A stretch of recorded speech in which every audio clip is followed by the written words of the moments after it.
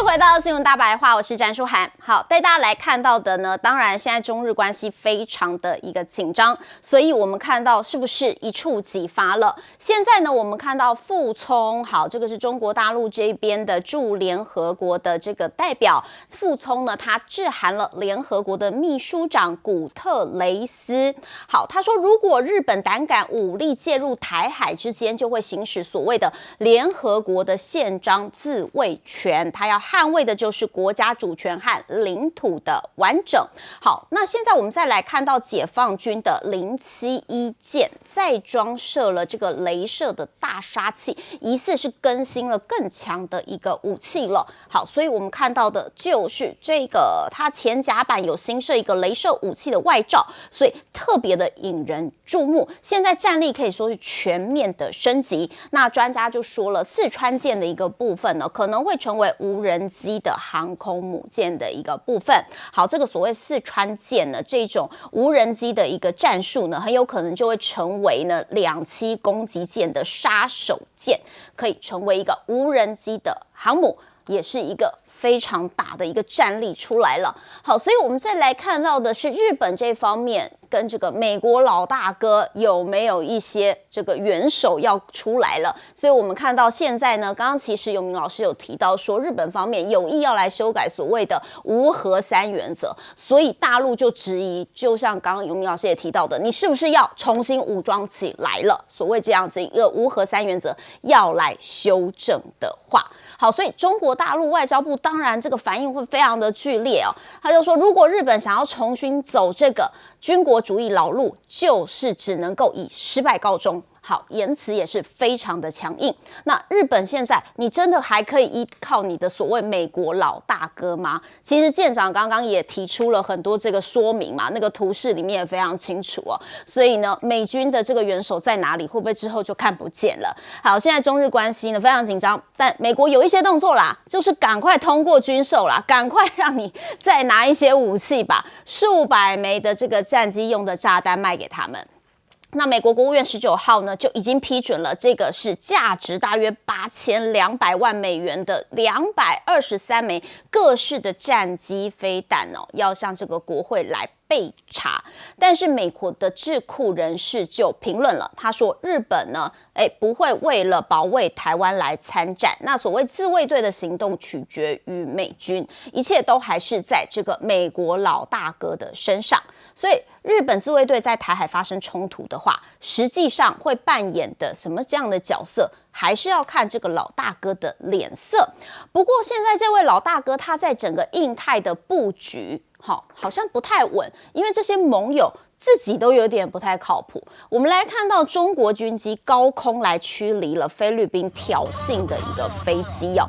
好，飞机的这个菲方的这个飞机啊，下方就是中国的船舰在跟监管控，上方则是由中方的这个军方也是密切来做监视，等于说呢，这样子一个上下包夹的一个状况哦，严密的来监控所谓菲律宾的这个飞机飞过去的一个状况。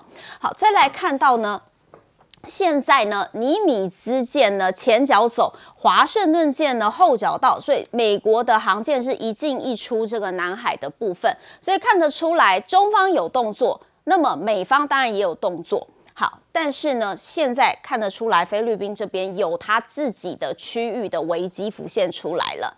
好，我们再来看到的是中印边境的一个部分。其实中印之间的冲突，边境的冲突一直都存在。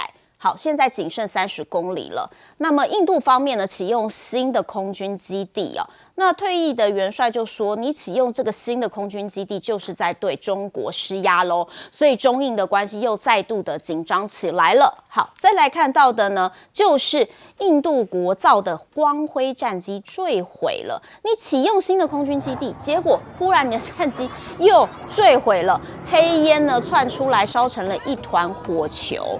好，这个战机呢，其实就起飞不久之后，它就失控了。旋转之后呢，它在半空中一边边旋转，一边就坠落在地面，然后砰的一声就变成一个巨大的火球。那当然，现在印度的军方还要来调查，到底是整体事件到底怎么回事。所以看得出来，老大哥在印太的盟友们纷纷好像都有一些状况，纷纷好像都有一点点出包了。那又加上中日之间呢这么样紧绷的一个状况，整个区域问题很多。韩明哥，这个中国大陆对高市早苗的动作一定会越来越多，而且会有全方位的，这不管是在国际组织上啦、外交上啊、经济上啊，甚至一些军事上啊，他都会做出反应动作。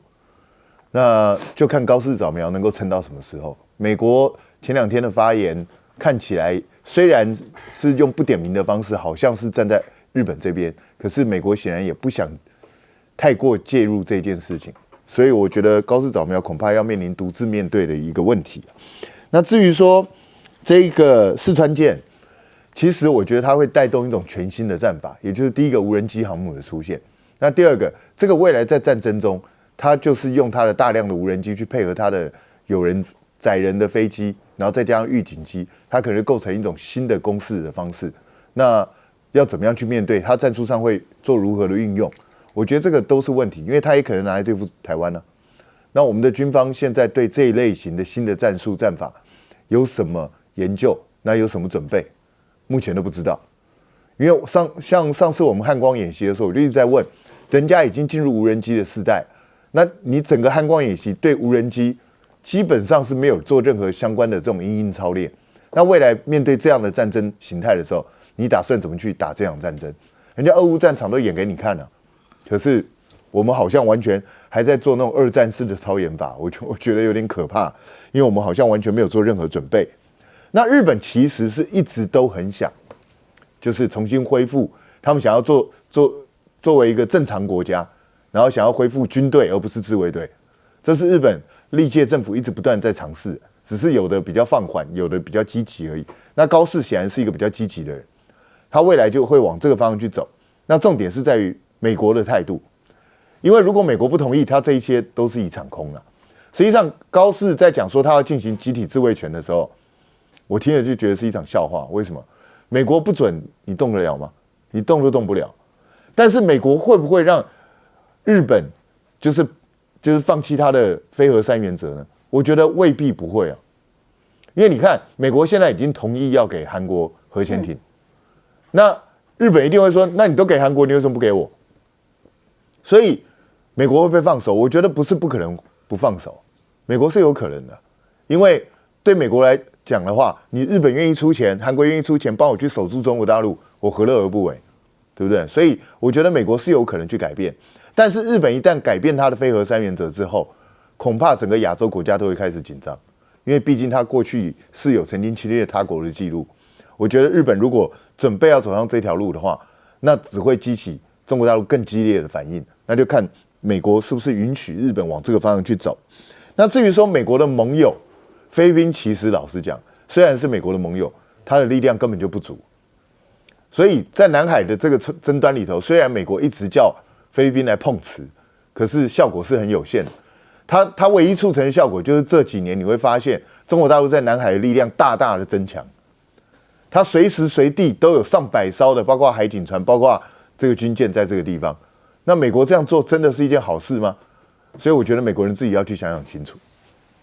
好，永和自重这个真的会让整个区域的稳定显得非常的不安，尤其呢，现在整个战术又走到一个无人机的时代了，我们有没有办法应对？县长，其实我们台湾截至目前为止是没有办法应对的。为什么？因为应对无人机最好的方法有2个。第一个，也就是我如何侦知无人机要来了，不是用我们现在所看到的各型的雷达，不是。最重要的是，因为无人机它会不断的回传它的讯号，所以我们看到之前交作舰到了俄罗斯的军港去进行这一个海军节的一个阅兵的时候，它上面增加了非常多的这种天线，这个天线就是接收是不是有无人机接近的部分。我们到现在其实没有看到国防部做这样的一个安排。第二个部分呢，也就是像我们现在所看到的这个祁连山舰，它在这一个，也就是我们讲到一般来讲说这个叫做 B 炮位的部分，我们看到这个解放军在这边安装了一个蚌式的结构，就蚌壳的蚌啊，蚌式的结构可以打开来，也可以收起来。那其实这个是什么？这个应该啊，因为我们大家没看过它打开嘛，可是我们看过四明山号，四明山号其实它那个就非常像我们在93阅兵时候所看到的这一个雷射武器。那因为这个，我们讲到说它是071的综合登陆舰，也就是它在作战的时候，它会不断的向那个它要所要登陆的海滩不断的前进，就可能会遇上无人机，所以它把它摆在前面，然后它可以不断的拦截无人机。这个台湾我们的中科院说有啊，有你就拿出来展示啊，不要在那边讲有嘛，对不对？那之所以它可以这样安排，就是不是说装就装的。为什么？因为雷射武器相当耗电。我们之前看到的四明山号，它是我们看到的071综合登陆舰里面的，那个倒数第一艘，然后倒数第二艘呢，也就是祁连山舰。那这2艘最新的是不是它已经改成了中压直流系统了？为什么？因为只有中压直流系统，它才能够提供足够的电力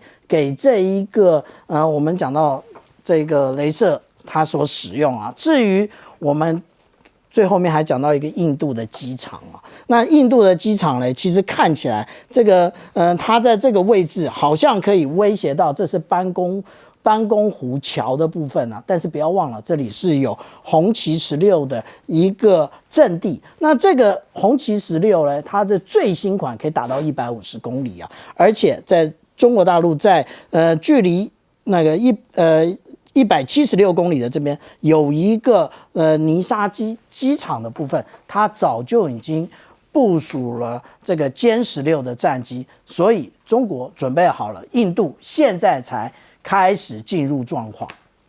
好，方方面面都准备好。那永明老师其实刚刚好像针对这个日本这边好像要恢复什么正常国家这个论点，有一些想法，也请您来跟我们分享一下。这个是保守跟右翼的想法了哈，它不一定是全日本。基本上日本社会和平主义还是一个主轴，不过现在整个氛围在改变中。你看它这个政党保守化。然后呢，年轻人反中的氛围很高。不过这2天呢，中国大陆驻日大使馆在 X 上面用中文跟日文呢，po 了一段文。他说，联合国宪章当初定的时候，现在也在里面了，有一个叫做敌国条款。这什么东西？因为当初1945年刚结束2次大战，其实就是针对德国、意大利、日本，也讲得很清楚，说这3个国家。有任何一个国家有叫再次实施侵略政策的任何步骤的时候呢，其他的国家可以不用等待安理会的决策，就直接的对其采取军事行动。这个时候贴这个东西，都已经2次大战结束多久了？因此，其实这是一个什么意涵呢？他真的认为日本会在台海发生战争的时候跳过美日安保单独出兵吗？其实我觉得是假议题，连美国人、连日本的防卫省，所有研究相关的知道，其实不太容易，应该是不可能。但为什么中国大陆在这段期间对这个事情反应这么强烈？第一个，台湾是中国内政问题，他要在国际上以及在对这些双边关系上对日本要强化固化这个东西，因为你碰到了中国大陆认为的深红线。第二个，当然也在警告日本了哈，但我觉得其实最重要的这个讯息是给美国。各位你知道吗？现在川普的支持率是多少？刚好跟高市倒过来，高市是69，川普不支持率是60，支持率变成38。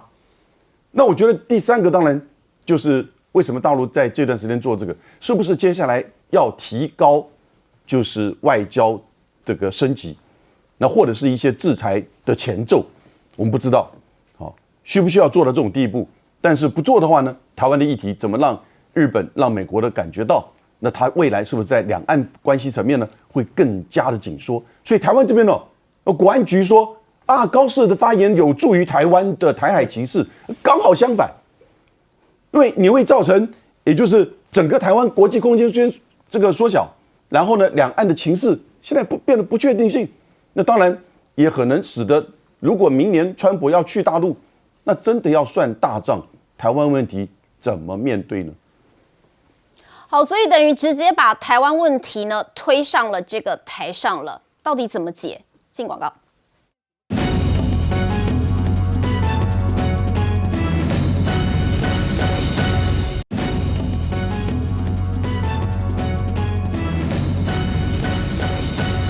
持续回到现场，我是詹川，带大家持续来盘点一下国际的重点啦。好，我们接下来看到川普的 G20 被当路人酸葡萄，那么呢，我们也来看到还有相关于这个泽伦斯基是不是会被暗杀哦 ？OK， 那我们来看到美国对 G20 就是酸葡萄，我们也知道其实川普一直对这个所谓气候议题有他自己独到的一个见解，好像是跟比较主流的见解蛮冲突的。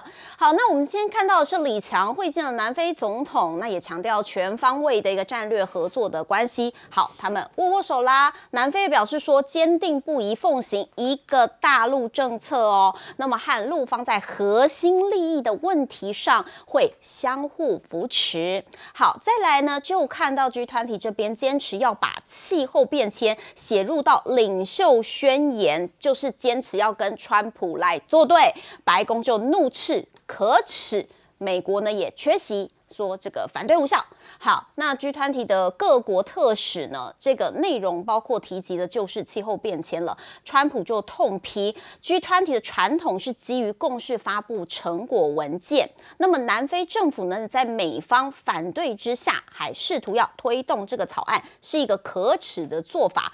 南非人家早就已经跟这个大陆这边来握手了，你在这边这个呛虾又有什么用呢？好，那我们再来看到的就是川普是不是要来暗杀泽伦斯基了？因为他直接就是一直在打脸他说乌俄战争很快就会结束这件事情哦。而且呢，我们也来看到了，还在想诺贝尔和平奖嘛？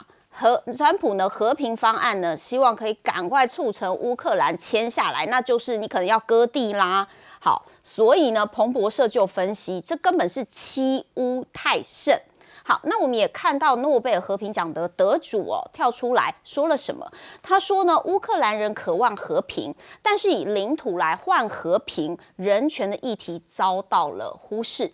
好，其实那时候也有一个说法，不是有一个记者就这个直接就说，你这乌俄战争，人家跑到你家的客厅里，然后呢不走，然后现在说好，那你这个客厅这边要割给我，这样合理吗？好，所以呢，现在是不是不合理也要变成合理了？因为呢，我们来看到美国跟俄罗斯之间是不是有一个协议要出来，而且跳过了乌克兰，然后来做这个28点的和平计划。那美方当然用一些方式来让乌克兰点头啦，那就是包括情报军援来迫使基辅这边要来点头签下这样的一个协议，就是要来割地了。那么泽伦斯基也有他的一个表示，觉得现在真的是他们历史上非常艰困的时候。我们来听一下。Зараз один з найважчих моментів нашої історії. Зараз тиск на Україну один з найважчих. Зараз Україна може опинитися перед дуже складним вибором. Або втрата гідності, або ризик втрати ключового партнера. Або складні 28 пунктів, або вкрай важка зима. Найважча та подальші ризики. Життя без свободи, без гідності, без справедливості. 好，但现在整个国际局势真的是变了，从以前可能是一个老大哥保护主义，现在变成的是一个大家一起来分享分食的一个主义了。好，所以我们来看到呢，其实乌克兰这边本来强调说最大的原则就是乌克兰的事情不能跳过乌克兰，可是其实这个所谓的28点的和平计划根本就没有邀请乌克兰来去参加。好，所以我们也看到了。前美军的军官就说，如果泽伦斯基拒绝川普政府提出这个28点的和平计划，那你就变成绊脚石了。变成绊脚石怎么办？那就把它除掉就好了，所以很有可能就会面临被推翻，甚至是暗杀的命运。好，所以泽伦斯基如果反对的话，就有几种情况。第一种就是用舆论来逼你下台，再来呢，第二种就用经济手段来施压。好，整个就推翻，然后变成一个政变的一个状况。那尤其又加上呢，乌克兰他自己里面现在还有贪污的问题哦。所以这又变成另外一个棘手的问题，你这个国际的这个形象就又变得不好了嘛。所以，种种的施压很有可能就顺势推动出来咯。好，那我们再来看到了普丁呢，现在呢，如果呢这个拒绝，就是说如果乌克兰拒绝割地的话，他就要扩大整个军事行动。好，普丁也已经把他自己的立场阐明出来了。好，那我们再来看到的呢，就是欧盟、北约挺乌，现在要反美了吗？所以我们看到呢，法国总统这边也有表示，他说呢，法国、德国、英国3国的领袖携手来呼吁，解决乌俄战争的办法必须完全由乌克兰来参与。不过喊话归喊话，到底能不能达到，真的很难讲。所以我们看到了，这几个这个首相呢，都这个聚集在一起了，总统啦、首相、总理都聚集在一起。但是喊话归喊话，不知道能不能达到相关的一个效果。那欧洲也怒拒这个美版的终战草案。好，那现在欧洲也跳出来表态了。不过这些表态又有什么用呢？韩明哥，这个南非这个集团体这个东西。因为美国跟南非现在关系非常不好，所以南非当然也没再甩美国了，所以就直接弄了气候变迁，就把它弄入领袖宣言。那美国因为他自己缺席啊，所以你也没办法。反对无效。对啊，反对无效。那因为集团体是共视觉没错，但是你自己不来，对吧？就是这样的。那可是集团体其实还有一个看点，就是看那个谁，这个高市早苗会不会去突袭李强。我觉得可以看高市早苗这种个性的人，我觉得也未必不会做出来，这看嘛。那至于说泽伦斯基这个问题，现在真的是到了关键的时刻。美国提出的条件非常非常苛刻，基本上乌克兰就是跟当年被罗马击败的腓尼基差不多，就是割地赔款、被限制军队人数，几乎所有东西都被罗马掌控，就是这样。唯一换来的就只是一个屈辱的和平。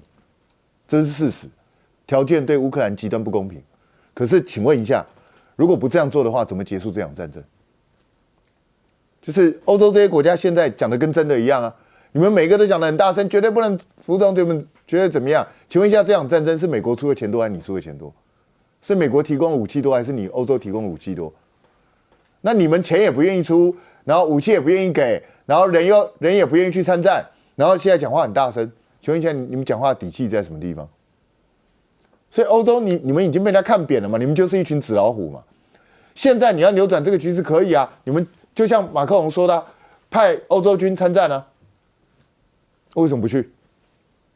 所以不要只会嘴上说嘛，嘴上说有什么用？川普已经把你们瞧扁了，普丁也把你们瞧扁了，就是这样。这个冯德莱恩还说，对俄罗斯的制裁这么有效，非常有效，非常有效，乌克兰怎么被打成这个样？你告诉我，有效在哪里？所以就在自欺欺人嘛，这一群人。然后泽伦斯基现在讲，他自己也知道，他现在面临失去尊严还是失去伙伴。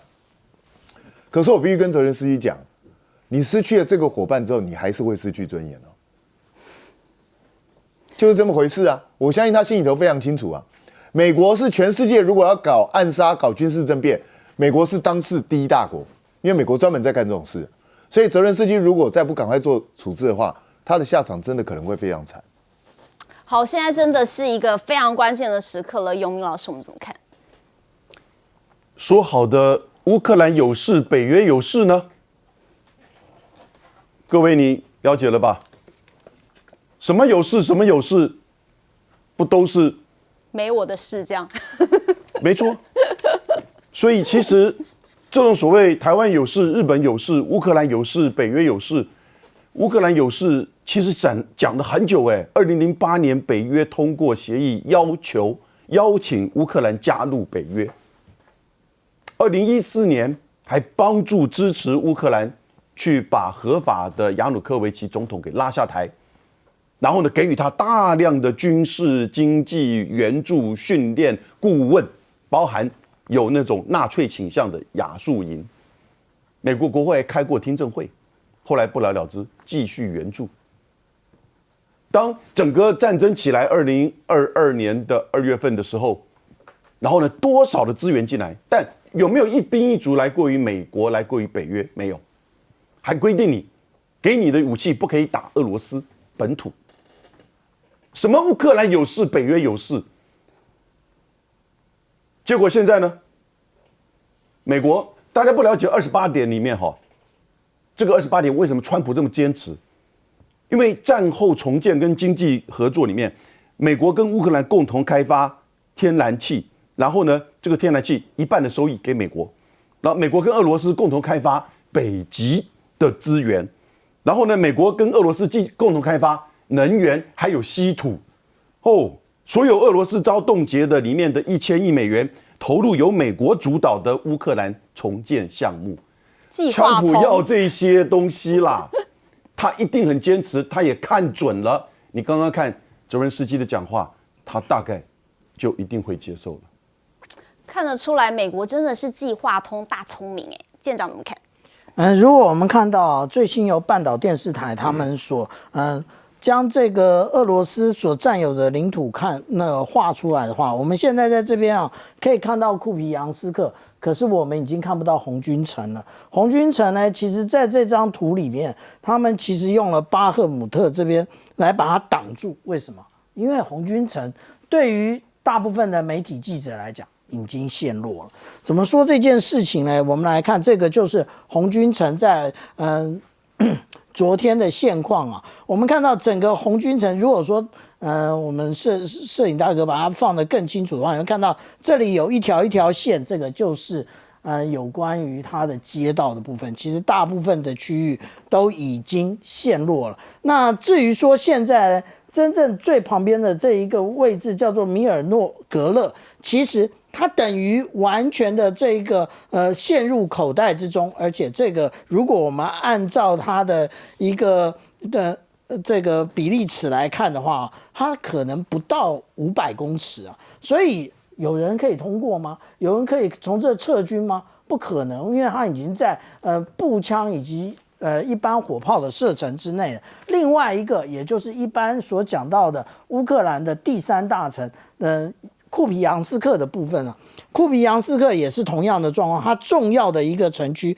其实都已经在这个赭红色，也就是深红色的这个部分了。这个也就代表的是在俄罗斯的已经有效占领了。那只有说在这个粉红色的部分呢，其实现在还在交战的情况。所以我们看到这一个乌克兰的状况并不好。那这个也就是为什么普丁他说我部队已经准备好了，也就是他要更大规模的占领更大的领土。那至于说现在川普说要把顿巴斯，所谓的顿巴斯也就是卢甘斯克跟顿内茨克2个地方，他说通通都要交给那个俄罗斯，可是这里面有些地方还没打下来，意思就是什么？整个地都割出去，然后呢，俄罗斯还可以重返现在的 G7， 也就变成 G8。那另外呢，俄罗斯还可以分食这个扎波罗热的核电厂1半以上的电能。所以我们看看这一个如果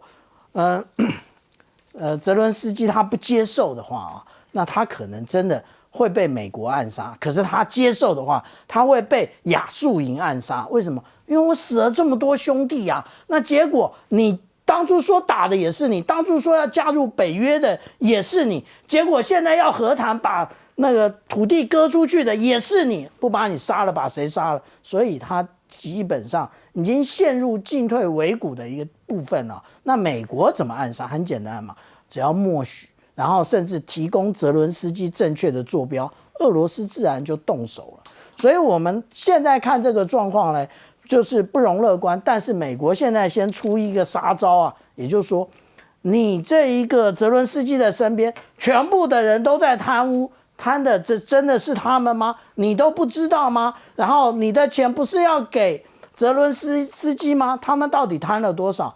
就是能源部贪了1亿美金。那这个部分呢，也就是之前啊，泽伦斯基要解散的这个乌克兰国家树坛局，他们发现的。但他们是真的发现吗？还是根本就是美国把资料全部交给你，你就公布就是了？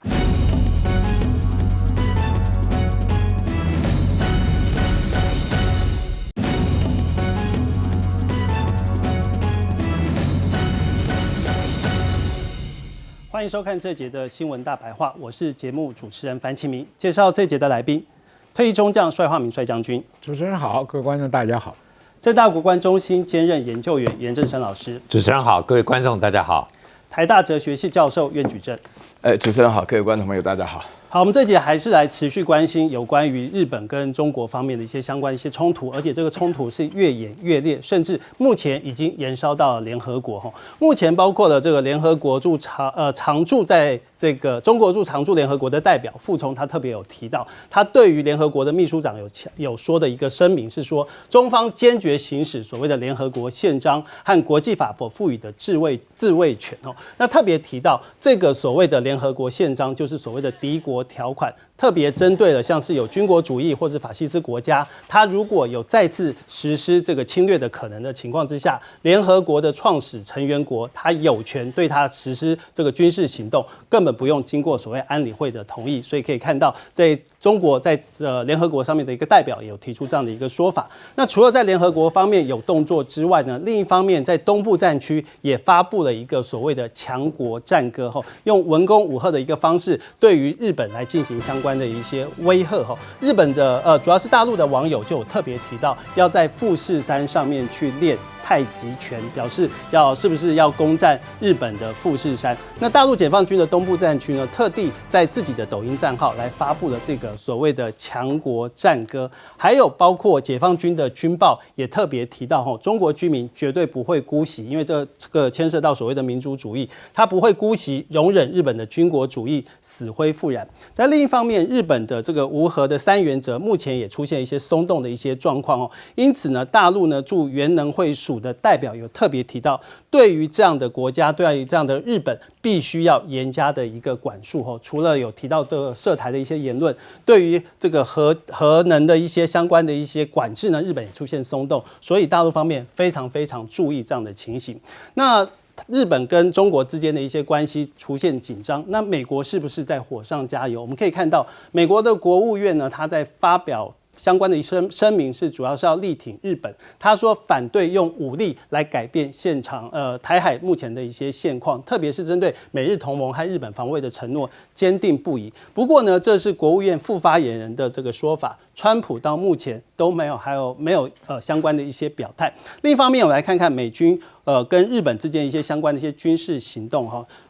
美军呢最近频繁的在这个与那国岛这边进行相关的一些往返，有可能是要演练运送物资到台湾，来阻却解放军的相关的一些行动。另一方面呢，日本则是向美国交付所谓爱国者首度回授授权国这样子一个第一次出现这样的一个情形。因为根据2023年放宽的这个防卫装备转移3原则之后，这是第一次向授权国回授武器装备的一个相关的一个首例，这就是爱国者3型的一些相关的飞弹。在另一方面，我们会看到日本自己本土很多的这个民众是对于高市这样的一个言论是相当的不以为然，有人上了街头要表示，因为本来就没有事情，都是高市他搞出来这样子的一些言论，民众是非常非常的生活啊，跟包括一些赚钱方面都受到一些影响。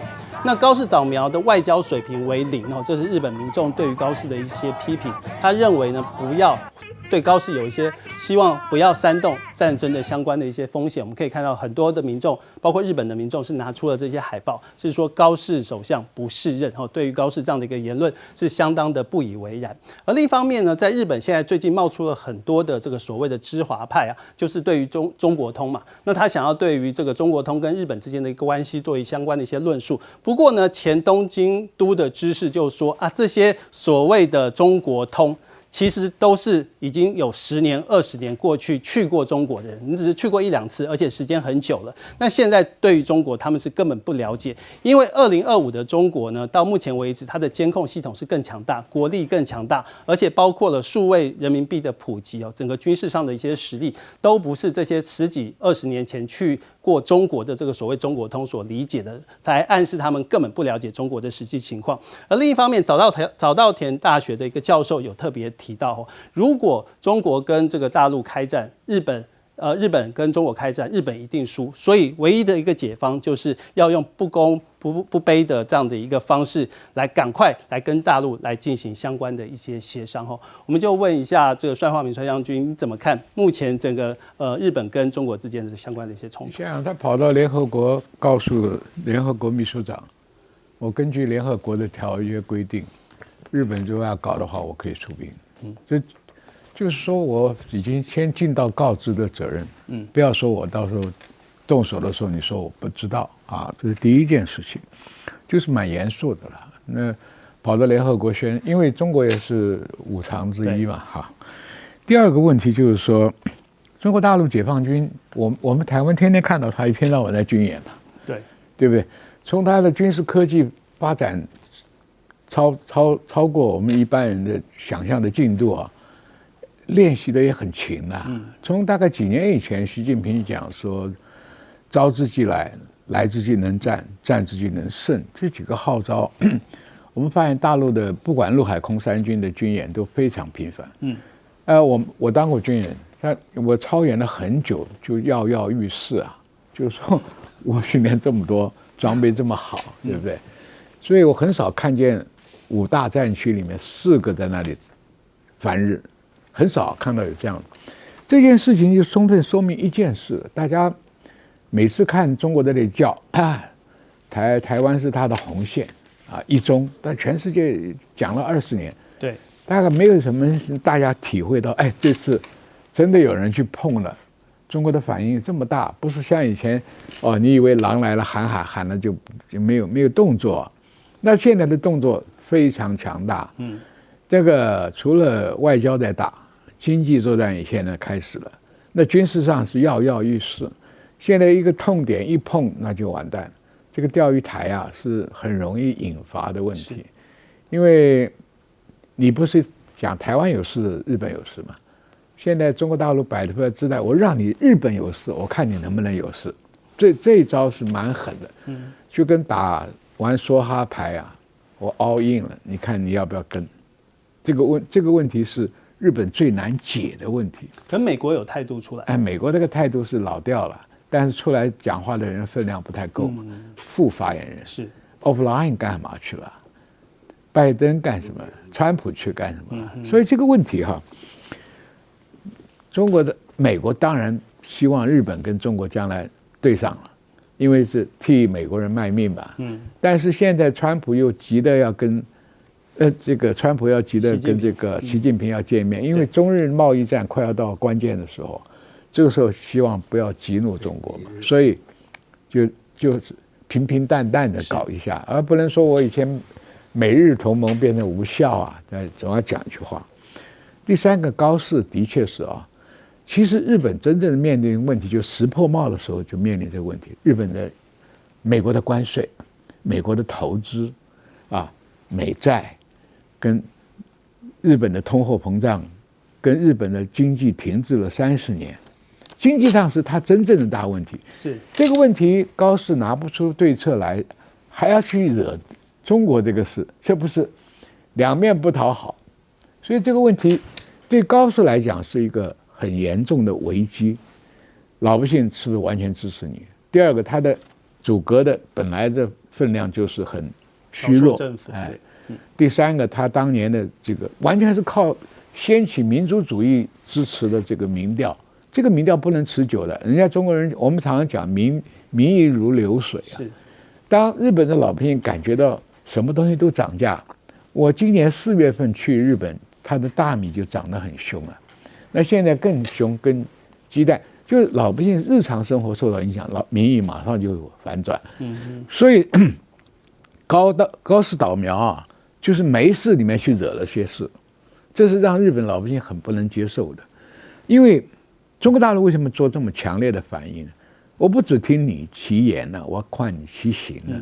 因为高市早苗很早就在那里，好像我们这个台独精神一样，一贯主张就是这样，他的主张没有变过。这第一个，第二个，他行动上已经开始开展，要研究修改日本的专守防卫的这个宪法。专守防卫就是说，战败国，联合国里面给你规定了，你的宪法里面就不能对外随便用兵，你没有用兵的主权。那你现在修改这个宪法，就有意识要回到当年的军国主义。第三个，又加强跟美国的军购，而且当年对战败国里面很严重的一个限制，你不可以发展这个武器对外外销。虽然爱国者是美国授权的，但是你也是违反这个规定的。第四个，你在加强军事采购，是吧？所以种种迹象看起来就是你诚心要闹这个事情。所以中国大陆的感觉就是说，星星之火不能让你燎原，我一定要尽早扑灭你这个火苗。所以中国大陆很多手段一起下来了，经济上给你制裁，旅游停止，交易停止，然后这个稀土这些管制品要给你管制。刚刚才答应开放了水产，马上就停掉。所以这个问题就是说，日本现在面临考验，你要不要收回这个话？中国已经把所有话都说绝了，你不收回，那后面的后遗症就来了。是，我们请苑老师。我现在整体来分析，因为到了今天，从11月7号到现在已经15天了哈，大家要知道，这个高市早苗的话呢，他是以很愚蠢的方式来进行一场阴谋，他认为他是一石三鸟啊，因为呢，他首先的话呢，他会觉得说是，因为他这个当时首相是靠的这个维新会，自民党是不行的，自民党的名声非常难听啊。那么他靠维新会的话，就是要安抚右翼的人，他要表现非常强大啊，表现他强势。然后第二件事情，我是要强调他非常愚蠢啊，表现强大是针对于右翼的。第二点的话呢，就是呢，他想要在日本接见川普这个国事会议的时候，川普对他私下讲，因为他不是表现得像小女孩一样拉着他手什么的吗？很像妈妈桑那种感觉的话呢，他是讲到说是那个要做什么呢？川普跟他私下讲说，你要什么我给你什么。啊，他讲过这句话啊，他要什么？他要国家正常化，他要修改宪法，他要放弃无核三原则啊，他另外的话呢，要叫美国来保护他，所以他里面讲的话呢，啊，一切都是以日美安保的。然后他第三件事情的话，他想学柴契尔夫人，要立下一个军威啊，这是他的一个想法。但是的话呢，他有3个地方啊，他完全无知啊。第一个，他完全不知道联合国的副冲讲的话哈，那个其实等于是下战书啊。你对于其他国家的话讲这种话，就等于下战书；对于日本的话，就是说我随时攻击你，我都有理由的啊。这个是玩的是一个司法战。第二个的话呢，就是他玩的那个经济封锁战，水产也不要了，牛肉也不要了，你要什么东西啊，大家也不要去观光了，什么都不要了。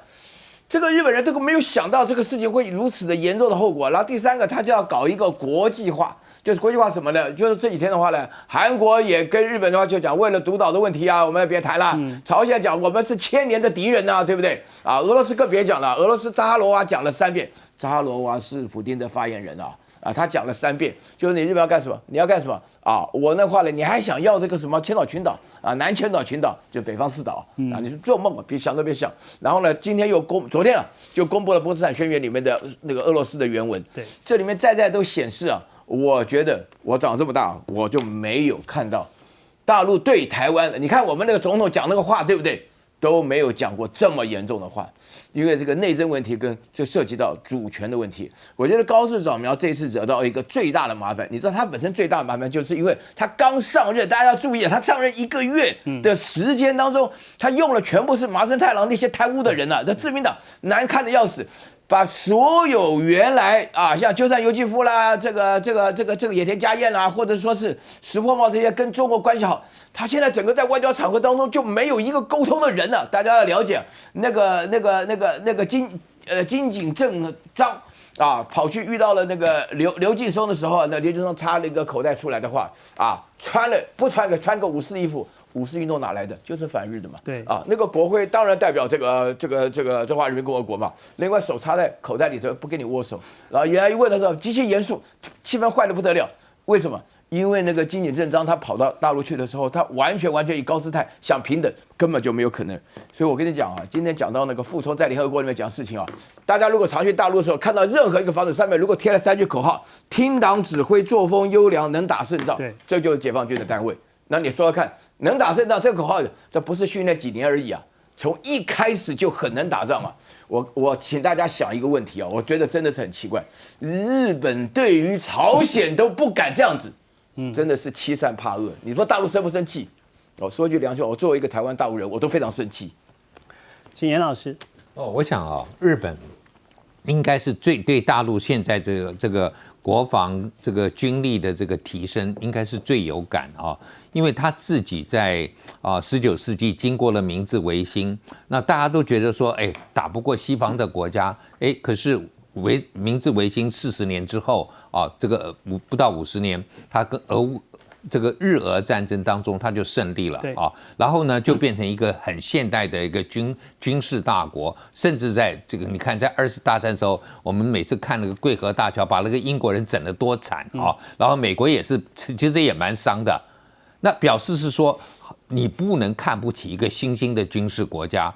日本你自己曾经这样子让英美刮目相看，我觉得大陆可能也在比你还短的一点时间之内，也大幅提升了它的军力。我觉得这是日本人应该是自己经历过的，你应该去想一想这第一个。第二个，联合国这个宪章107条，这个所谓的这个敌国条款这个蛮有意思的。为什么？是当时的情况就认为是说这几个敌国万一有什么情况，你们这个常任理事国可以去处理他们。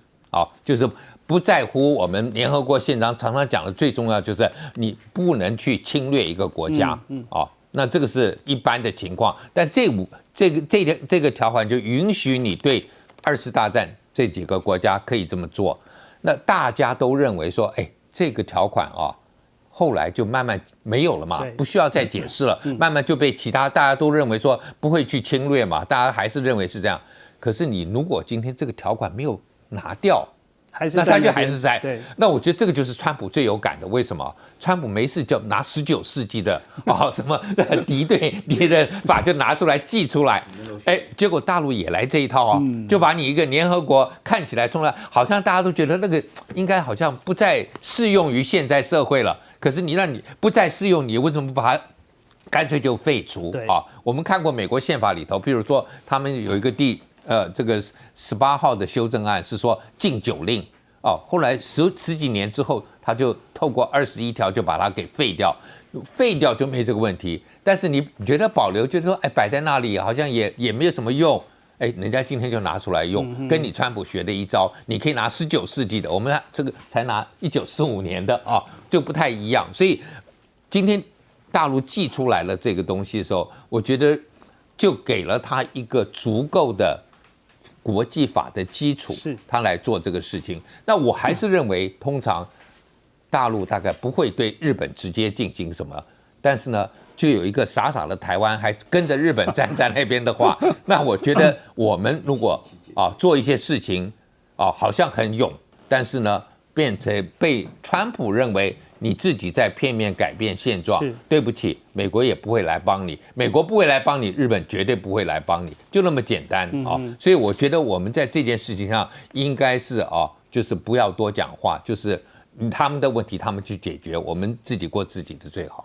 好，针对高市早苗这个相关的一些言论呢，中国方面可以说是攻势是一波接一波。目前看得出来，高市是不是有一些想要求和这样的一个部分那大陆方面是不是爱理不理？因为呢，按照高市的一个最新的一个说法，他是说日本政府在台湾问题上面的立场是一致的，然后彼此跟大陆之间的一些关系是战略上的一些能够互惠的这样的一个原则那这样的一个说法是不是示软？那大陆方面则说你要有一些求和的动作，你应该立刻收回这个错误的一些言论。目前双方就还持续的僵在这边。那另一个观察点就是这个 G20是否那个李强跟这个高市能够碰面。虽然呢，这个李强已经说我不会跟你见面了，不过包括媒体日方也特别都会关注高市能不能利用这样的一个会议的一个空隙，用寒暄呢比较非正式的方式，能够跟李强进行接触相关的一些对话，我们就持续的来加以关注。另一方面，我们来看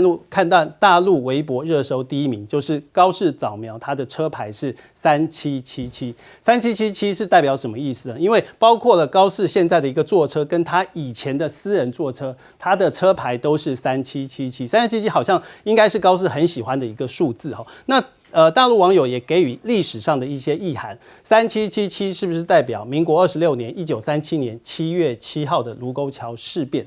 这样的一个说法，大陆方面可以说是登上了微博的热搜3777。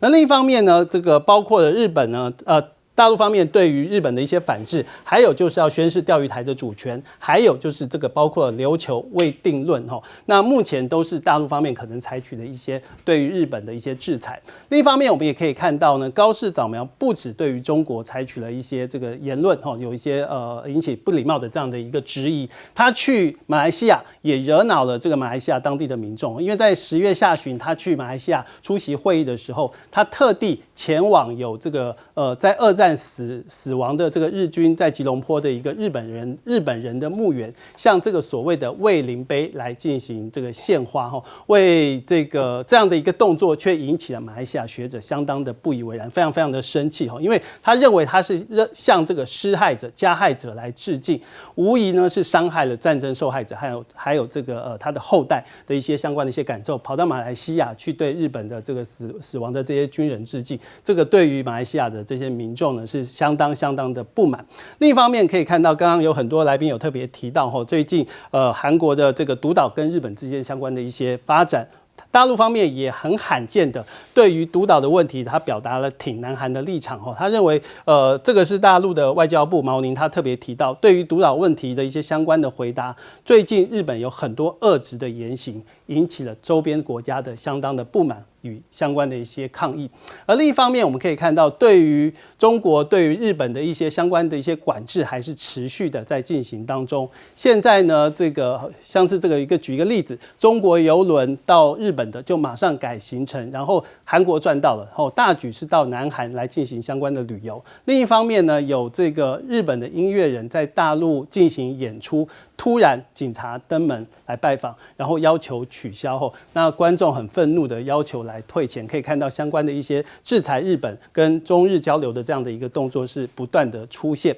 那按照央视的一个说法，是高市搞事，然后日本民众来进行买单，因为日本自己本身的消费物价指数持续的一些上涨，可以说是雪上加霜。你在这个时候还对中国采取一个挑衅的一个态度，认为是相当的这个很笨怎么会采取这样的一个说法？现在大家就开始来看跟英国的所谓的最短命的这个首相特拉斯来做一下比较是说到底是高市早苗会比较早下台，还是能不能破了这个特拉斯的这个记录？这个记录是40天，所以我们就持续的来关注高市早苗有没有可能因为这件事情来下台。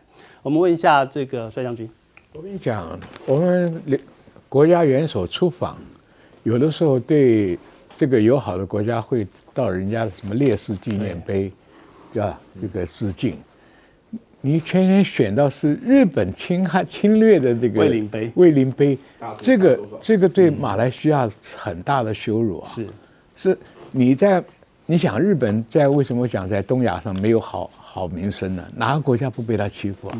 北边朝鲜、俄国日俄战争，朝鲜，然后中国，然后马来西亚、香港、新加坡、缅甸，哪个国家不被他蹂躏过啊？所以你还跑去记这个，你真的是，我不讲他这个外交常识、历史常识太差。你是存心要跟马来西亚难堪吗？那你去干嘛呢？所以这个人，我觉得他没有什么国际观呢，他的外交部也没有提醒他做这些是很失礼又很失格的事情。第二个，你这个车牌号码，我不相信是无意的。这摆明了就是反中的嘛。对，你还选1937年，对不对？中日战争的7月7号，哪有选那么巧的了？第三个，你今天受到制裁，你不想想，经济上是你马上过不了的关，所以发钱啊，发钱，去学川普那个发钱，当然发钱救急救不了穷啊。最危险的是什么？环列在四周都是敌意的国家，对，俄罗斯的四岛问题，北韩跟南韩再不好，但是对日本是一致的。你看朝鲜没事打几个飞弹到你日本海，让你神经紧绷。南韩独岛的问题跟你没办法解决。中国大陆钓鱼台是一个最敏感的神经，戳你一下，我就讲嘛，日本有事你要不要反应？这是最灰色的。哎，钓鱼台是我中国的啊，我去把灯塔干掉，是我家的事啊。那你要不要反应？再加上钓鱼台周边的渔场，你不信你看好了，将来日本的渔民船，当初日本人扣我们台湾的渔船多狠啊！扣船还罚钱呢，对不对？日本这个国家从历史上看就是吃硬不吃软的一个国家，蜡烛是不点不亮的。你看历史上唐朝强的时候拍马屁拍到什么程度啊？对不对？到明朝弱的时候，你看骚扰明朝的大陆东南沿海骚扰多少年呢？清朝也是一样，清朝强的时候不讲话，清朝一弱，马关条约什么都来了，那中华民国也被他搞了8年，很惨。所以这个国家啊，他自命是白种人，他不认为他是亚洲人，他要参加北约，他是荣誉白人。他从他抗战的时候就是想他自命他是东亚的领导人，大东亚共荣圈，他就是领导人，对不对？所以这个国家野心从来没消失过。从丰臣秀吉开始，日本的战国时代，他统一了日本以后，第一个就打朝鲜，第二个就要打明朝，不自量力，结果吃了败仗。在清朝的时候又搞一次，被袁世凯给打回去了。所以这个国家啊，你要强，他抱着你紧紧的。你刚刚那个谁讲的不是很传神吗？你抱了川普那个手，跟酒店公关一样的，很难看的。妈妈桑翻译成中文的话呢，你们自己去找一下。所以这个问题就是说，你靠偏激的言论掀起了你当选的一个热潮，但能维持多久呢？当老百姓开始感觉到生活压力很大，通货膨胀受不了，你不要忘记，日本已经是在泡沫化30年了，是30年了。那你现在在雪上加霜，美国有对你好吗？关税那么重，你日本就靠是卖汽车是发财的，半导体发财的。现在中国大陆把电池一管，你怎么办？日本的产业投资就错误在哪里？发展氢能，它完全不走这个电池路线走，这个路线走错，到现在氢能的内燃机一步也没做出来。所以你今天在全世界汽车电动化的大态势之下，我看你靠什么赚钱？所以再加上旅游业了、饮食业了、服装业了，处处都开始受到问题。所以高速扫描，我看是干不了多久。所以中国大陆也不必这个真的出兵干什么，就看他自己下台，你嘴巴软不软？不然你就下台嘛。这也是对尔后的日本政治人物一个很大的一个教训。是我们请苑老师。哎，我希望高市早苗不要辞职啊，干久一点好啊，这非常重要啊。因为什么呢？因为高市早苗他完全不懂得政治，他只懂得炒作激进的一种方向啊。他极右派，这个家伙坏透了。我告诉你，他也不承认南京大屠杀，也不承认慰安妇，也不承认731啊，还参拜这个靖国神社啊。我跟你讲，他自己目前闹出来的麻烦啊，其实他他这个完全，你刚才讲到纯利危机事态啊，这个对中国人来讲，哇不得了，918又来了啊，然后7.7事变又来了，都是纯利危机事态。这一次我觉得也基本上跟偷袭没两样。为什么呢？大家知道吗？那个在那个他开的这个到了 APEC 会议的时候，在韩国的时候，习近平主席见他30分钟啊，那很好啊。善意啊，那为什么搞到现在啊，想要到 G20去见李强都不可能呢？为什么出现这个结果呢？因为他完全低估了这次真的把人家惹毛了，你知道吧？对啊，所以说在这种情况之下，然后呢，日本人死要面子。我有个日本同事啊，他跟我讲的话聊天，想到没有事情一样。我看到他的时候，我就瞪着眼看他。他说：“哎，岳老师，你是刚从大陆回来吗？还在跟我讲这种扯淡的事情啊？”那我就跟他讲，我说这个事情都没有注意。他说那个没有什么关系啊，他们就觉得说日本人不觉得这回事，因为日本人长期来讲始终认为啊，对中国人的话呢，他们是这个游刃有余啊。那实际上现在搞的是有点连滚带爬啊。我这边要强调哈，这个大家要知道，日本人的性格当中啊，左宗棠评价日本人最后2句是强必倒扣，弱必背负啊，讲得太精准了。日本人都喜欢用偷袭这一套。那大陆为什么这一次的话呢要拉高警戒？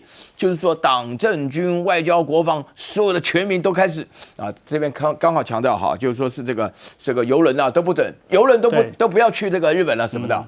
这个讲起来就是在抵制日货，就大家把这个情绪已经调高到7·7事变刚开始不到3个月那种时间了。那这种情况下来讲的话呢，日本人本身来讲，他完全没有办法了解。到现在为止，高市早苗的支持率还非常高，尤其在年轻人不负责任。但是年轻人本身在日本有没有未来？我坦白讲啊，日本本身在经济上有极为庞大 ，GDP260%的这个债务，对不对？这个是非常严重的。然后另外的话呢，他们社会上的话呢，就经历过多少啊？大家的话都觉得经济没有发展啊。另外的话，政治上来讲的话呢，日本的首相啊，我换了多少个啊？说句良心话，我看到那个石破茂一下台的时候，我就知道要出事，只是没有想到事情出现的这么快，来的这么突然，跟偷袭简直一模一样。你知道吗？这个大陆本身基本上是有预料他会偷袭的，要不然的话呢，就是很快双箭齐发。林健外交部的发言人就问他，连续4问，大家去查一下啊。到现在的话，日本也不敢回答，你到底要干什么？你都要送出什么样的讯息？你还要不要世界和平啊？你这个目的的话，是不是要恢复军国主义？那另外的话呢，薛健就是大陆驻大阪的总领事，他里面讲说莫名其妙冒出一个张头来，我们把他砍下来啊。这种事情的话呢，我自己透过我自己的管道，我问了以后呢，我得出来的讯息啊，基本上他们就是完全按照自己的反应来反应的，而且讲的就是完对，那个整个调性就拉得非常高。那接下来的时候呢，就是第2天的时候呢，凌晨1点30分啊，就是那个叫做召见日本驻华的大使，叫奉使。我们都没听过这个名词没这名词，我们平常听到文言文呢，就以为这个讲，他搞了半天是外交专员的辞令，就是最高层的人要日本的驻华的大使过来问你到底在干什么，所以再加上后来就是说日本人莫名其妙派了一个什么亚洲司的司长啊到这个中国来碰到刘劲松啊，看到刘劲松那张照片，那日本话抗议啊，日本抗议说这个照片的话对日本是侮辱啊，那活该啊，你自己要来啊，你连滚带爬跑过来，你该爬回去的，对不对？你自己出现了这种情况下，你竟然浑然不知，还这么快就派了一个叫做金井正章的人的话呢，马上就跑到中国来，你来干什么？你不早挨骂吗？对不对？你这个连基本的认知都没有。说句良心话，我一直以为日本很专业，后来发觉日本怎么这么弱？这么弱，你知道吗？日本千做万做啊！以前我们在当兵的时候，我们将军一定知道啊，就是说不打勤不打懒，专打部长眼。那高市早苗就是部长眼，你活该！你弄到现在的情况，我希望你不要辞职，是挺下去啊，也不要吞回去，也不要道歉，也不要吞下来。我们看看拭目以待啊！我们请严老师。我想100多年前就是在1次大战那个时候，这不是在巴黎合约的时候，这个山东半岛的问题引起了5四运动，抵制日货抗议。那个时候的中国真的很弱但是大家还是那个时候还是团结在进行这个抗议。对，那现在100多年之后，现在的中国，尤其是大陆，这个在整个的资讯方面的这个执行意志力的执行是很快的，所以一动作一起来的时候，那个抗议是全面性的然后也不是只有杯葛了，然后也用这个军事的这个升高这个态势，所以日本要去想一想，就是说，还是我刚刚讲的，就是你如果今天你自己有走过一段。曾经我们刚刚讲说明治维新的时候，不是美国还拍了一个电影说当年他们那个海军那个将领这个 Perry 到了那个船进了，日本人完全没办法抵抗嘛，就被打开门户了。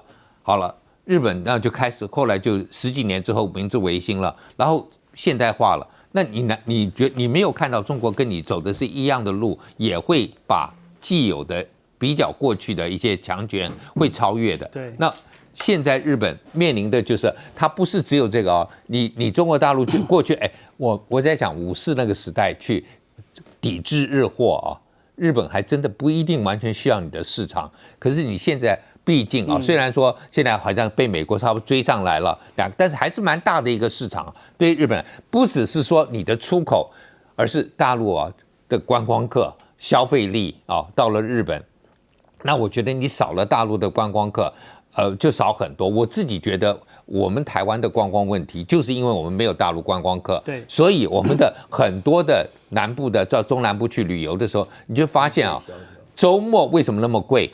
因为他要把他卖2天的，等于要卖1星期的啊。那如果有大陆的观光客在周间来的时候，那平均一下，他就不需要把我们周末搞得那么贵嘛。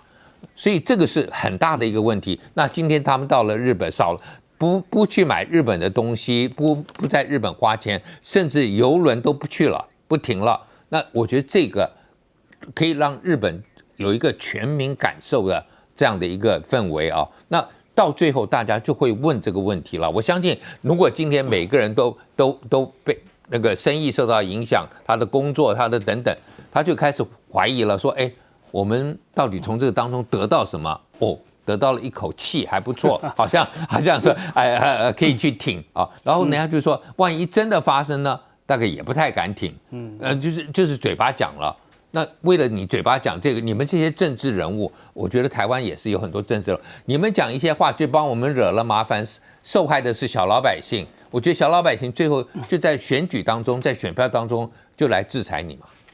对啊，因为政治人物之间彼此的一些攻防，刚才老师特别提到，受苦的就是我们小老百姓。